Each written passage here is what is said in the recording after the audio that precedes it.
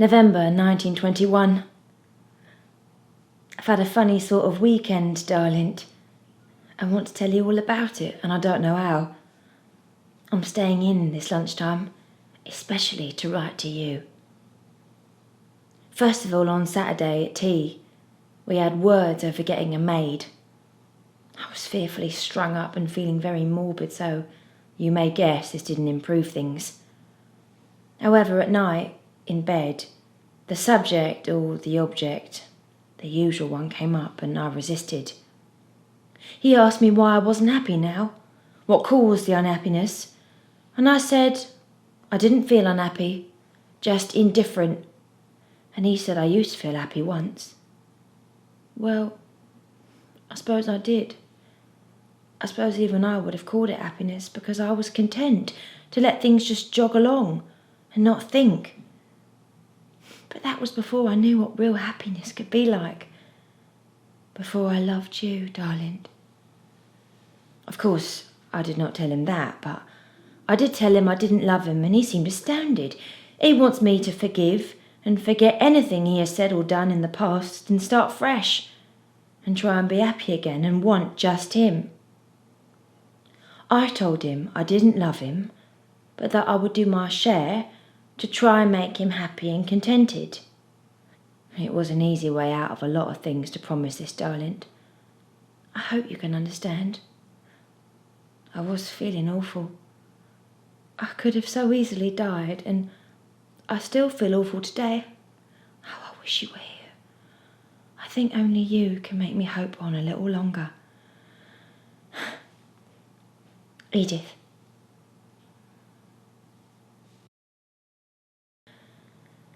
February 10th, 1922. Darling, you must do something this time. I'm not really impatient, but opportunities come and go by. They have to, because I'm helpless, and I think and think and think. Perhaps it will never come again. I want to tell you about this. On Wednesday we had words in bed. Oh, you know, Darling, over that same old subject. And he said it was all through you I'd altered. He said lots of other things, and I bit my lip so that I shouldn't answer. Eventually went to sleep. About 2 a.m, he woke me up and asked for water as he felt ill.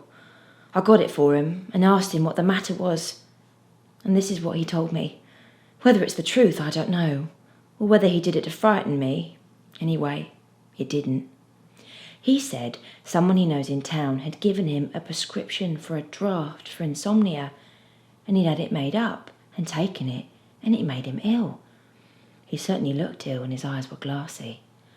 I've hunted for the said prescription everywhere and can't find it, and asked him what he had done with it, and he said the chemist kept it. I told Avis about the incident, only I told her as if it frightened and worried me, as I thought perhaps it might be useful at some future time that I had told somebody. What do you think, darling? Edith.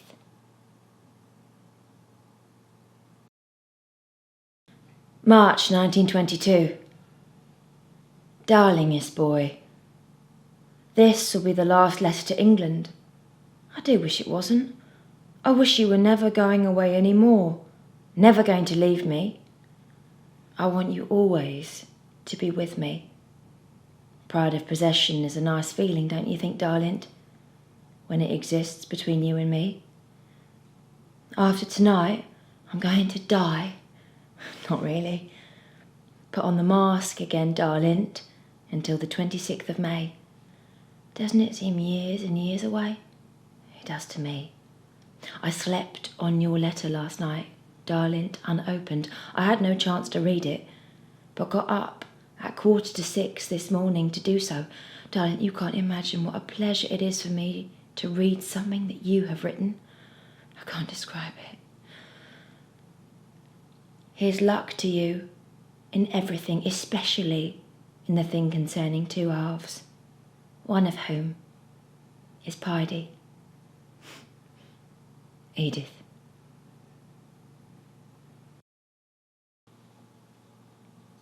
April 1st, 1922.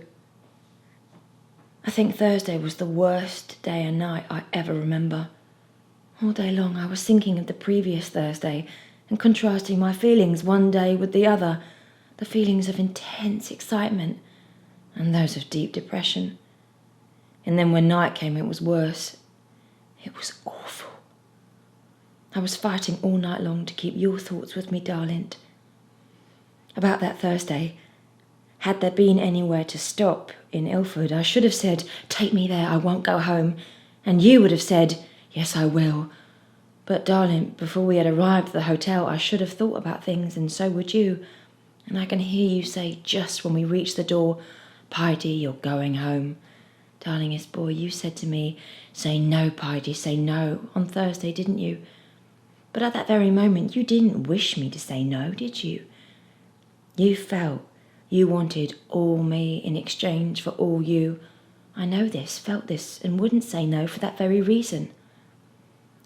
Half an hour afterwards, or perhaps even 10 minutes afterwards, you'd really have wanted me to say no, but not at that especial moment. Darling, I feel I never want to withhold anything from you if you really want it. And one of these days you're going to teach me to give all and everything quite voluntarily, aren't you? Please, darling, don't keep this peace. He was telling his mother, etc., the circumstances of my Sunday morning escapade, and he puts great stress on the fact of the tea tasting bitter, as if something had been put in it, he says. Now I think whatever else I try in it again will still taste bitter.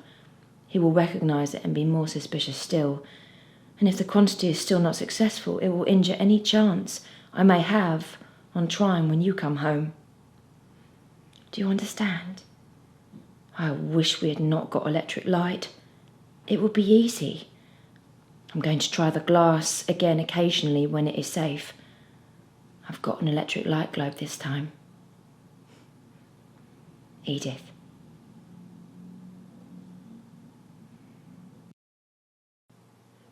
First of May 1922. Darlingest boy, I know. I don't think we're failures in other things, and we mustn't be in this. We mustn't give up, as we said. No, we shall have to wait if we fail again. Darlint, fate can't always turn against us, and if it is, we must fight it. We'll wait, eh, Darlint? And you'll try and get some money, and then we can go away and not worry about anybody or anything. You said it was enough for an elephant. Perhaps it was, but you don't allow for the taste making only a small quantity to be taken. It sounded like a reproach. Was it meant to be? Darling, I tried hard. You won't know how hard, because you weren't there to see. And I can't tell you all, but I did. I do want you to believe I did, for both of us. We've changed our plans about Llandudno. It's too expensive. We're going to Bournemouth, July 8th. And while Avis was over last night, he asked her to come with us. I'm glad, because if things are still the same when we do go, a third party helps to make you forget that you always lead the existence we do.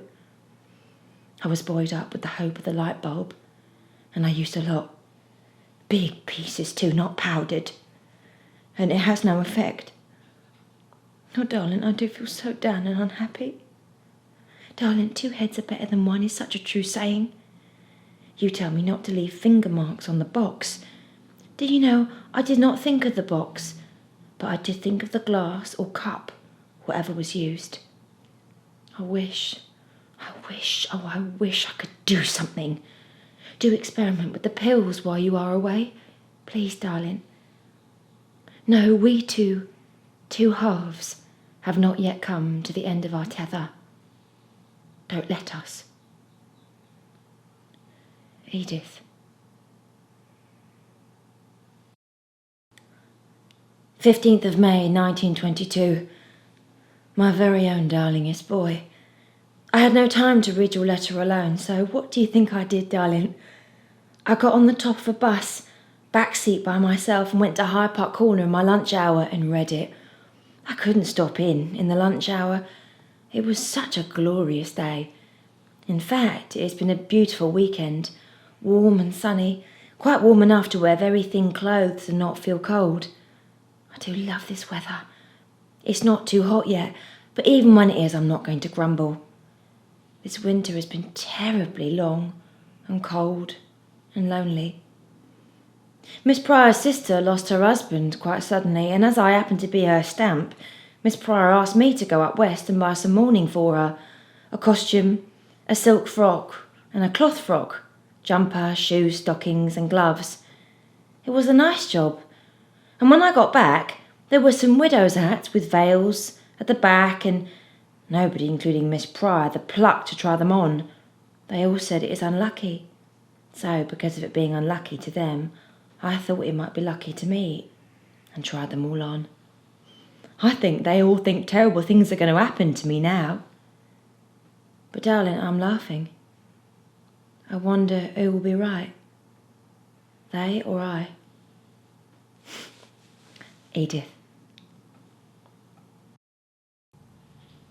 23rd of May 1922. You talk about that cage you are in. That's how I feel. Only worse if it can be so, because mine is a real live cage with a keeper as well, to whom I have to account every day, every hour, every minute nearly. The fate of every man have we bound about his neck. I don't know if I've got it quite right. You can tell me later on, but the meaning is right. Have we, Darlint? Have we the fate of one, or we two halves? I don't know. I daren't think. It's like making sand pies at the seaside. They always topple over. Edith.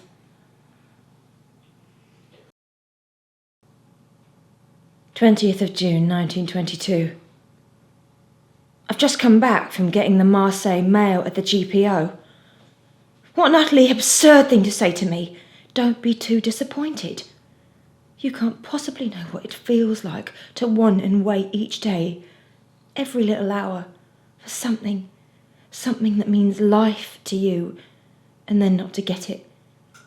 You told me from Dover that you were going to talk to me for a long time at Marseille, and now you put it off to Port Said.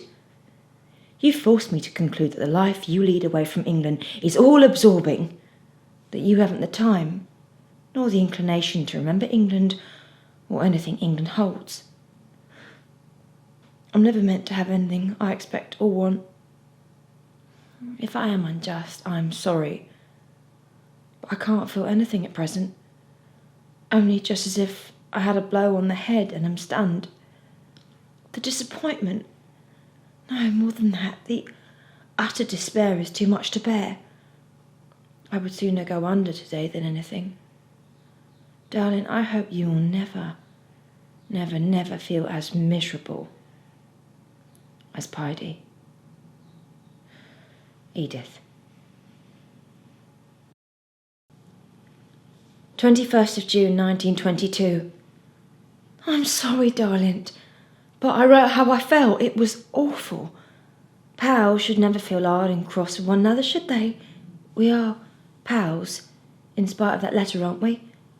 Do write and tell me it makes no difference. I shan't feel right with myself until you tell me it has made no difference. I feel an awful beast about it. I wish I had not posted it at once, but kept it for a day. Then I should have torn it up.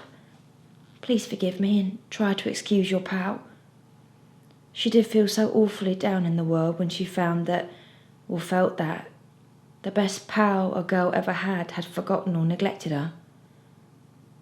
She'll try hard not to transgress again. Edith. 23rd of June 1922. Darling, your own pal was getting quite a sport. On Saturday I was first in the egg and spoon race, and first in the 100 yards flat race, and third in the 50 yards flat race. Everybody tells me I'm like a racehorse, can get up speed only on a long distance, and my reply was that if a thoroughbred did those things, then I felt flattered. Then I was MC for the Lancers. I sat on top of the piano and made a megaphone of my hands and just yelled, nothing else. Mr. Carlton said all that shouting was worth 2 long drinks afterwards, so I had 2 double brandies and sodas with him. We had a very good day indeed. In fact, I think I enjoyed the actual outing better than last year, until we got to Liverpool Street, coming home, and then he started to make a fuss I am really sick of this sort of thing. He gets jealous and sulks if I speak to any man now. Darling, if we're ever together for always, and you get jealous, I'll hate you. I shan't be your pal. I'm so stiff and sore today I can hardly move. I left the house 10 minutes earlier than usual this morning to make certain of catching my train. I was so stiff. This time last year you were able to rub me and gradually take that stiffness away. Do you remember? Edith. 12th of July 1922. Darlingest boy, I can't bear to think of you being in England and not seeing me. Must we be so very strict and stern? Can't you imagine what your only pal... No, not pal. I'm talking to you, darling, as the girl that loves you. I'm talking to my veriest own lover, not as into a pal. Will feel like knowing you're in London and expecting to see you at every turn, and really knowing deep down in her heart that she won't. Must you be so cruel, Darlint? See me once, for one whole day together, for all that time, and I won't mind if I don't see you any more the whole time you are in London. Edith. 4th of August 1922. On Tuesday you're starting for home. Oh, I shall count the days now and look forward so much. I don't know to what, because you say you won't see me, but I shall hope and hope and hope that before September 23rd you'll melt just a teeny weeny bit towards your pal. I wonder if you've got anything to tell me, or do you still feel very reticent about all your doings while you were away? I had an absolutely rotten holiday. The boarding house was terrible. However, we made the best of a bad job. We did some mad things. Climbed a tree in front of a row of boarding houses and had our photos taken up it. Avis and I mean. Everyone in the boarding houses were watching us from the windows and had donkey rides up and down the front. The people stopping in our boarding house could hardly believe, they said, I'd been married as long as I had, and I was the age I am. They said I only seemed a child. I felt glad they thought this, pour vous, although I really felt very old and miserable and lonely all the time I was away. Edith. 15th of August 1922. Ever since I've been back in Ilford, I've had most awful night's rest. I haven't been able to sleep for more than an hour together, and even when I do that, I dream. Sometimes they're not very nice dreams. They are nearly always about you. One night I dreamed that you had married Avis because she found out how much was between us, you and I, and threatened to tell everybody unless you married her. Another night, I dreamed I'd been to a theatre with a man I know. I had told you about him, and you came home from sea unexpectedly. And when you found me, you just threw me over a very deep precipice and I was killed.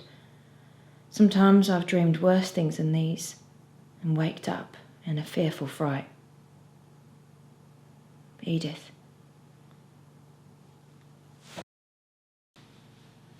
21st September 1922. I think I'm fearfully disappointed about you not getting in on Friday, Darlint. I've been planning to get off early, rush to Ilford and do the shopping and rush up to meet you, having had my hair washed in the luncheon hour instead of at night.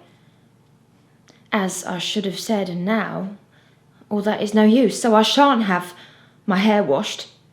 It must wait until the next Friday. That will mean an extra hour with you.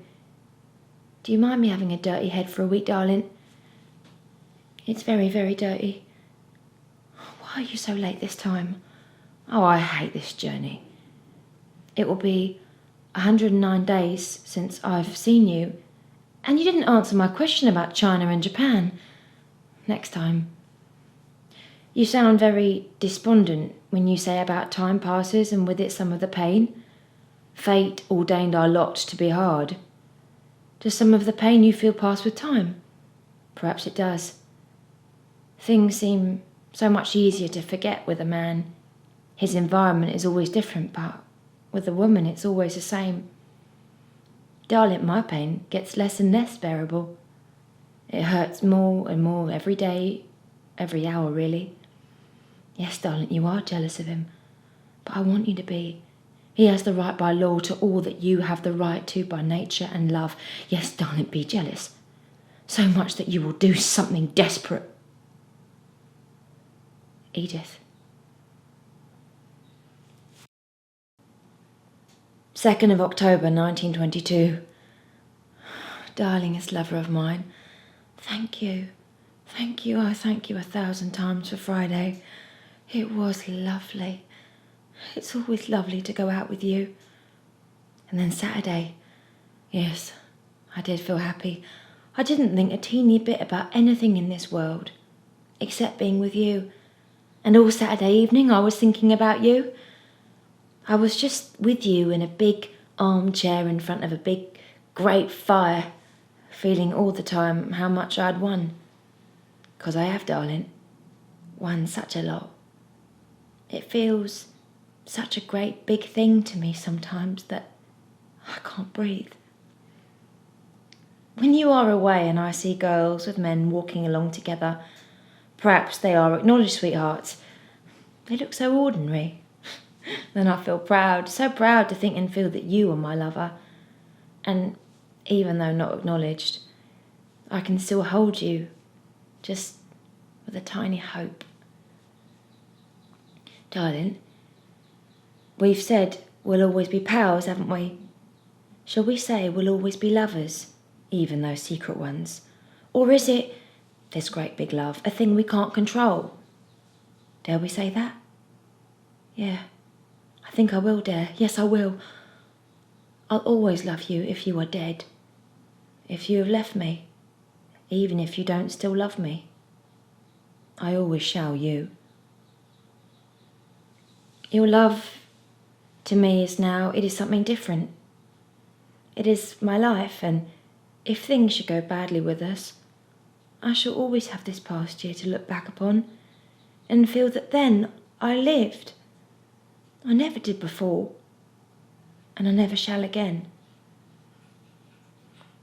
Darlingest lover, what happened last night?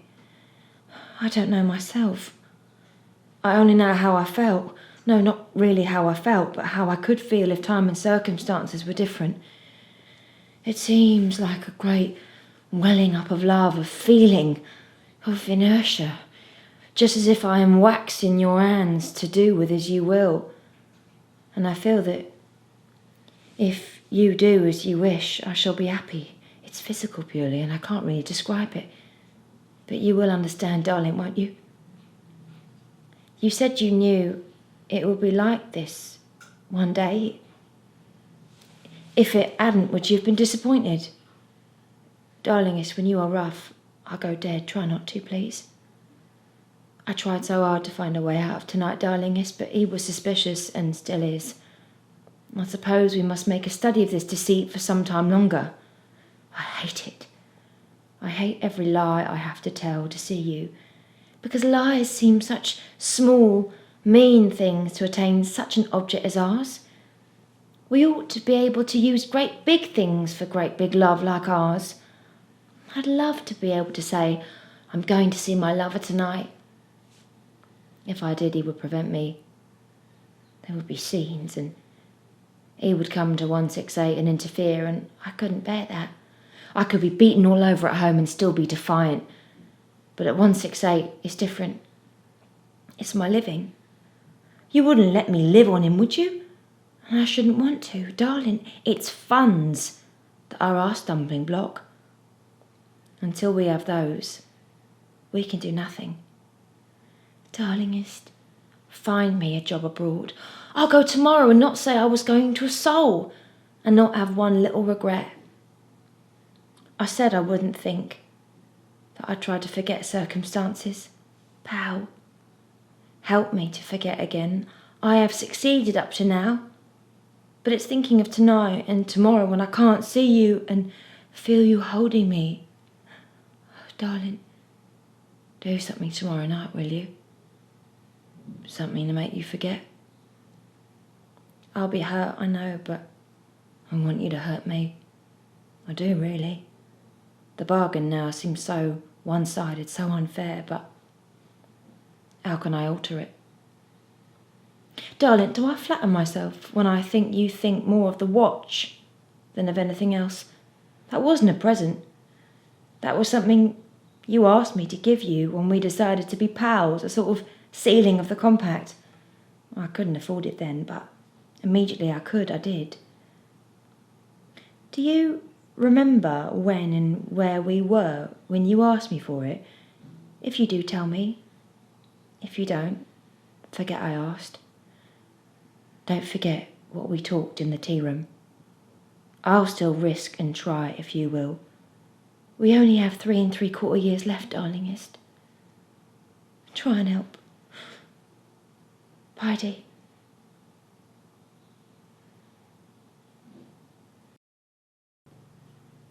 4th of January 1923. Dearest Dad, somehow today I feel I'd like to write to you. It seems such a long time since I saw you, and yet it isn't. It's only the same distance from Saturday as it was last week. I wonder why some days seem so long ago and others quite near. Of course, nothing different happens here. Every day is the same. The best part of each day, and of course the quickest, is the half an hour's visit I have. It never seems to be longer than 10 minutes. Do you remember the book I told you I wanted? They tell me it's out of print, and I couldn't help thinking that even in little things my luck is entirely absent. I've been reading Dickens's Our Mutual Friend, but the print is so frightfully small and indistinct that I can't see anything if the light has to be on, and it is after dark always that I feel I would like to read the most. I'm getting quite used to things here now. It's really astonishing what you can do without when it's Obson's choice. You'll be coming to see me on Saturday, won't you? On that Saturday of last year, I wonder if you remember what we did. I do quite well. We were all at Highbury, and the huge dinner Harold ate I can see now if I close my eyes. And then there were the rattles and trumpets and whistles in the tube, and Avis getting out without her ticket, and we throwing it out of the carriage onto the platform when it was too late. Oh dear. What a lot can happen in a year. I hope Saturday comes quickly. It's been such a terrible long week. Au revoir until then. Edith.